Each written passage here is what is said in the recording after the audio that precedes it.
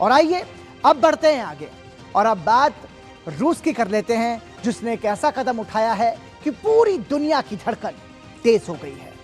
रूस ने परमाणु हमले का सबसे बड़ा अभ्यास किया है। यूक्रेन से जंग और सीज फायर पर चर्चा के बीच इस अभ्यास को काफी महत्वपूर्ण संकेत माना जा रहा है। सवाल यह है कि रूस परमाणु हमले के इस अभ्यास से दुनिया को आखिर क्या संदेश देना चाहता है? क्या रूस यूक्रेन पर और भी बड़े हमले की तैयारी कर रहा है?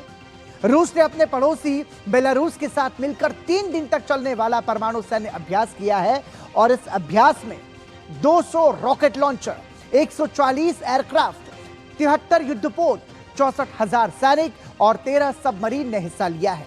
रूस के रक्षा मंत्रालय ने कहा है कि इस परमाणु अभ्यास में कुल 7,800 हथियार और सैन्य उपकरण शामिल किए गए। 19 मई से शुरू हुआ यह अभ्यास 21 मई तक चला। तो अब सबकी नजर रूस के इस परमाणु हथियार पर है और आपको बता दें कि इस अभ्यास में जमीन, पानी और आकाश तीनों ओर से परमाणु हमले की तैयारी को रूस ने परखा है।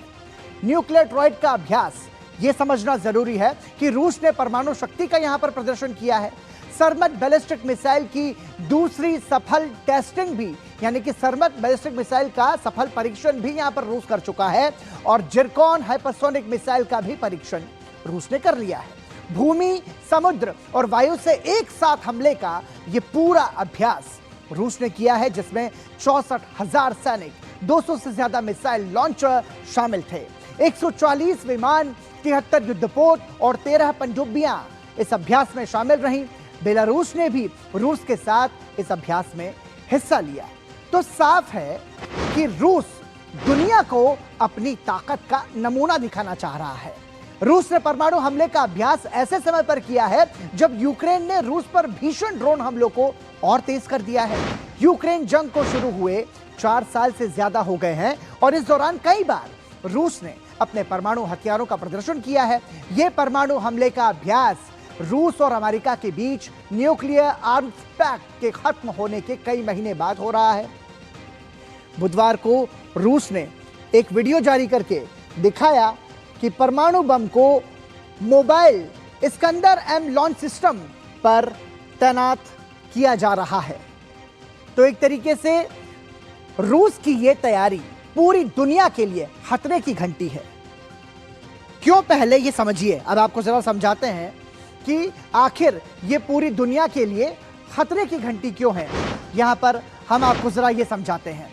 रूस दुनिया की जो खतरे की घंटी जो बनाया जा रहा है, उसके जो आंकड़े वो ये है कि रूस के पास कुल 5,580 एक तरीके से परमाणु शक्ति को लेकर के जो हथियार हैं वो आधुनिक परमाणु हथियार हैं उसके पास। रूस का परमाणु जखीरा मुख्य रूप से 3 हिस्सों में बटा हुआ है।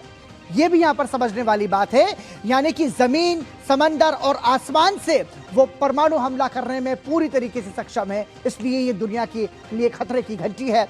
रॉकेट फोर्स के पास करीब 1,100 से अधिक वॉरहेड्स वहां पर तैनात हैं। सरमत मिसाइल एक साथ 10 से 15 परमाणु बम ले जाने में सक्षम है। बहुत ही शक्तिशाली होती है सरमत मिसाइल, इसके बारे में भी हम आपको बताएंगे।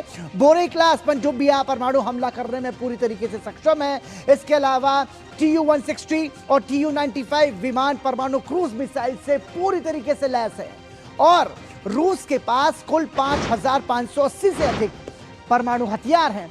ये यहां पर महत्वपूर्ण है। और क्यों खतरनाक है सरमत मिसाइल, जरा आपको वो समझा देते हैं। असीमित रेंज, सरमत मिसाइल अपनी असीमित रेंज के लिए यहां पर जानी जाती है। ये इतनी ज्यादा शक्तिशाली है कि सरमत जो है वो किसी भी तरीके से अपने दुश्मन को, अपने टारगेट को तबाह कर सकती है। सरमत की आधिकारिक मारक क्षमता 18,000 किलोमीटर से भी अधिक है। तकनीकी रूप से इसकी रेंज को असीमित माना जाता है और दुनिया की सबसे वजनी मिसाइल भी इसे कहा जाता है, यानी कि यह इतिहास की सबसे विशाल और वजनी मिसाइल है। लॉन्च के समय इसका कुल वजन लगभग 208 मीट्रिक टन है।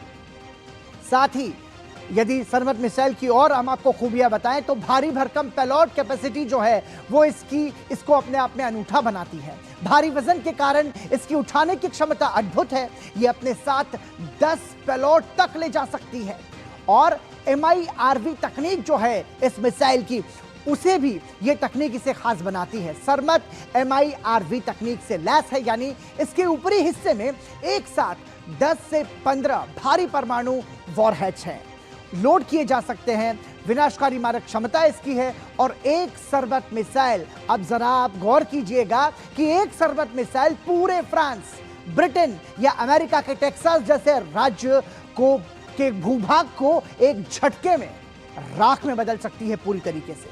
साथ ही हाइपरसोनिक अवंगार्ड ग्लाइड व्हीकल से सरबत मिसाइल पूरी तरीके से लेस है। इतनी तेज रफ्तार और हवा में लगातार रास्ता बदलने की क्षमता के कारण इसे ट्रैक करना नामुमकिन है। इसके अलावा FOBS यानी कि फोर्ब्स तकनीक भी इसकी एक महत्वपूर्ण खूबी है। लॉन्च के बाद ये सीधे निशाने पर जाने के बजाय पृथ्वी की निचली कक्षा में एक उपग्रह की तरह चक्कर लगा सकती है। इसके अलावा एंटी बैलिस्टिक मिसाइल शील्ड को भेजने में भी यह सक्षम है। शॉर्ट बूस्टर फेज, सरमत का बूस्टर फेज बेहद छोटा है। यह लॉन्च होते ही, पलक झपकते ही इतनी तेज गति पकड़ लेता है कि दुश्मन जो है उसे संभलने का भी मौका नहीं मिलता और उसकी हालत खराब हो जाती है।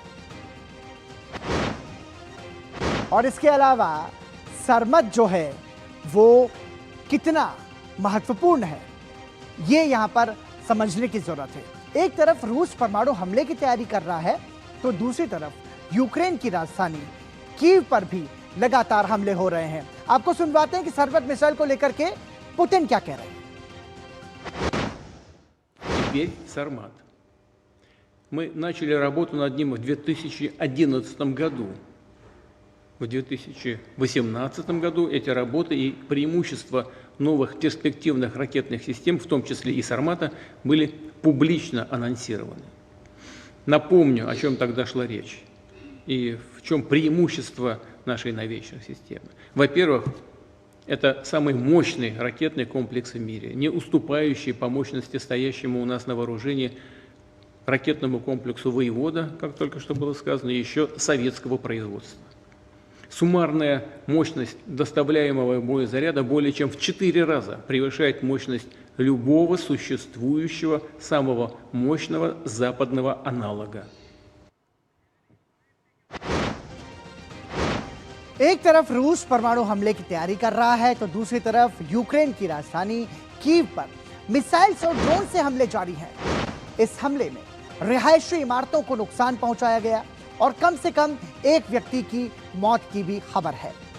इससे कुछ ही समय पहले यूक्रेन की वायुसेना ने अपने टेलीग्राम चैनल पर चेतावनी दी थी कि रूस ओरेश्निक मध्यम दूरी की बैलिस्टिक मिसाइल से हमला कर सकता है। तस्वीरों में कीव के आसमान में मिसाइल से निकलने वाली रोशनी की लकीरें देखी जा सकती है, जो इस वक्त स्क्रीन पर हम आपको दिखा रहे हैं। तो ये यहां पर समझना है कि एक तरीके से आप ये समझिए कि किस तरह की तैयारी यहां पर की जा रही है हमले की स्थिति को देखते हुए। रूस ने यूक्रेन के ओडेसा पर भी ड्रोन से हमला किया। बंदरगाह के पास रिहायशी इमारतों को निशाना बनाया गया और इस हमले में ओडेसा के पास 2 जहाजों को भी निशाना बनाया गया। यूक्रेनी अधिकारियों ने बताया कि गिनी बिसाऊ का झंडा लगे एक नागरिक जहाज में आग लग गई थी। जहाज को मामूली नुकसान पहुंचा और जहाज के कर्मचारियों ने हमले के कारण लगी आग को बुझा दिया। तो ये लगातार इस तरह की जब कोशिश की जा रही है रूस से, तो ऐसे में राष्ट्रपति वोलोदिमीर ज़ेलेंस्की, यूक्रेन के राष्ट्रपति जो है वोलोदिमीर ज़ेलेंस्की, उन्होंने कहा कि यूक्रेन ने हाल ही में चेलियाम्बिंस्क और येकातेरिनबर्ग में लगभग 2000 किलोमीटर दूर तक के टारगेट पर हमला किया है। तो आपको बता दें कि देखिए, रूस और यूक्रेन, एक तरफ कोशिश ऐसी की जाती है कि दोनों देशों के बीच में शांति बने, लेकिन लंबा समय बीत चुका है और ऐसे में दोनों ही देश एक दूसरे पर लगातार हमले कर रहे हैं और ऐसे हमलों में इसका आखिर अंत क्या होगा, ये यहां पर अभी भविष्य के गर्त में है। Наших діпстрайків дистанція до цілей цього разу більш ніж 500 кілометрів. Це вагомо ще й тому, що московський регіон найбільш насичений російськими засобами ППО. Вони свій район влади бережуть найбільше. Але українські далекобійні кроки вже це долають.